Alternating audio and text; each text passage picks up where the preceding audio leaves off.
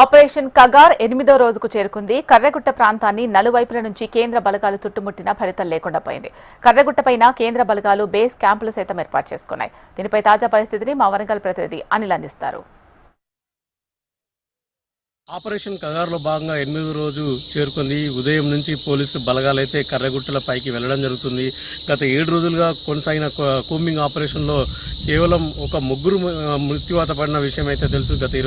గత నెల 22వ తారీఖు నాడు జరిగిన ఎన్కౌంటర్లో ముగ్గురు మహిళా మావోయిస్టులు చనిపోవడం జరిగింది. వారిని మాత్రమే గుర్తించడం జరిగింది. ప్రస్తుతం మనం చూస్తున్నాం కర్రెగుట్ట ప్రాంతంలో ఉన్నాం. ఈ ప్రాంతం నుంచే సిఆర్పిఎఫ్ బలగాలు, డిఆర్జీ బలగాలు, కోబ్రా బలగాలు అయితే గుట్ట మీదకి చేరుకున్నారు.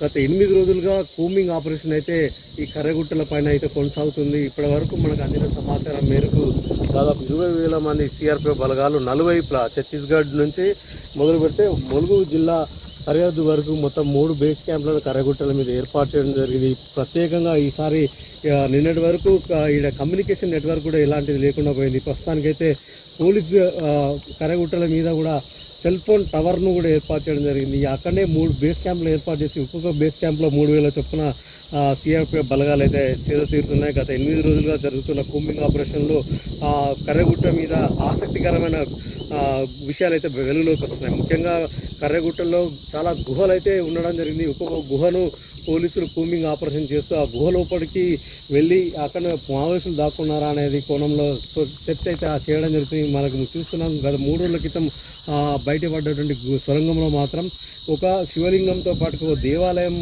ఆ గిరిజనులు ఆరాధించే గుడిగా చెప్తున్నారు. అది వెలుగులో చూడడం జరిగింది. ఆ తర్వాత మరో గుహను కనుగొనే ప్రయత్నం చేశారు. పైన అడుగడుగున బీర్ బాంబులు, బీర్ సీసాలో ఏర్పాటు చేసినటువంటి బాంబులను పోలీసులు కనుగొనడం జరిగింది. మరోపక్క ప్రెషర్ మైన్స్ కూడా ఏర్పాటు చేయడం జరిగింది. చాలా వరకు ప్రెషర్ మైన్స్ను డిఫ్యూజ్ చేస్తూ ఈ కర్రెగుట్ట ప్రాంతంలో అయితే కూంబింగ్ ఆపరేషన్, సెర్చింగ్ ఆపరేషన్ అయితే జరుగుతుంది. మరోపక్క గగనతలంలో కూడా 3 హెలికాప్టర్ల తర్వాత డ్రోన్ల సాయంతో వాళ్ళ అడుగుజాలను కనిపెట్టేందుకు ప్రయత్నం చేస్తారు. ఇంకా తాజాగా పోలీస్ జాగిలాలను, సిఆర్పిఎఫ్ ట్రైన్డ్ డాగ్ స్పాట్ను కూడా రంగంలో దించడం జరిగింది. వీటితో పాటుగా మోర్టార్లను, అంటే పెద్ద పెద్ద మోర్టార్ల సహాయంతో పేల్చివేతలు వేయడానికి కూడా చాలా వరకు ఈ బేస్ క్యాంపుల్లో చుట్టూ మోర్టార్లను మోహరించడం జరిగింది.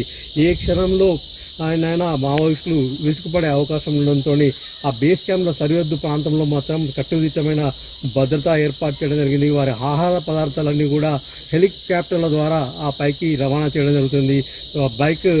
బైక్ల మీద పాటుగా అటు మరోపక్క కాలినడకన గుట్టనెక్కుతూ మరోపక్క గగనతలం నుంచి కూడా 3 రకాలుగా పోలీసు అయితే సెర్చ్ ఆపరేషన్ కొనసాగుతుంది. అయితే గత 8 రోజులుగా చేసినటువంటి ఈ సెర్చ్ ఆపరేషన్లో కేవలం 22వ తేదీన భారీ ఎన్కౌంటర్ జరిగే అవకాశం ఉన్న నేపథ్యంలో ఈ చుట్టుపక్కల గ్రామాల ప్రజలందరినీ కూడా ఎవరిని కూడా ఈ కర్రెగుట్టల సమీపంలోకి రాకుండా నిషేధాజ్ఞలు అయితే జారీ చేయడం జరిగింది. ముఖ్యంగా గత 8 రోజులుగా తాము ఎటు వెళ్ళలేకపోతున్నామని చెప్పి చాలామంది గిరిజనులు అయితే ఆవేదన వ్యక్తం చేస్తున్న పరిస్థితి కనిపిస్తుంది. ఇది కర్రెగుట్టలోని తాజా పరిస్థితి. వీడియో జర్నలిస్ట్ రామరాజుతో అనిల్ కుమార్, HM TV.